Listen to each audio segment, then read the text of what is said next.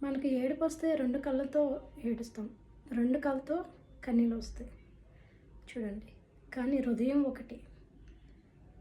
మన బాధ మనసులోంచి మన కళ్ళలోకి కనిపిస్తూ ఉంటది. అలాగే ఈ యొక్క ఒక కన్నులోంచి ఏడవడం చాలా కష్టం. చూడండి. ఏదైనా మనకి జతలుగానే పెట్టాడు. 2 చెవులు, 2 రంధ్రాలు, మనకి శ్వాస పీల్చుకుండేవి. అలాగే మన యొక్క కాళ్ళైనా, చేతులైనా ఇలా జతలుగా పెట్టాడు. ఇలా ఏదైతే జతగా ఉందో మన ఆడ, మగ జత అనే ఒక జంట ఏదైతే ఉందో, ఆ జంట దేవుడు విధించిన జంట. కాబట్టి మనం ఏదైనా సరే భార్యాభర్తల ఇరువులో కూడా వాళ్ళకి సంబంధించిన పర్సనల్ విషయాలు వాళ్ళు మాత్రమే ఎత్తుకోవాలి. మనం మధ్యవర్తికి చెప్పడం, వాళ్ళ సహాయం కోరడం చేయకూడదు. ఒకటి మన సహాయం కోరితే దేవుణ్ణి, మనకేదైనా ఆపద సమస్య వస్తే అలాగే మన యొక్క ఎవరైతే భాగస్వామి ఉన్నారో ఆ భాగస్వామికి మనం పంచుకోవాలి.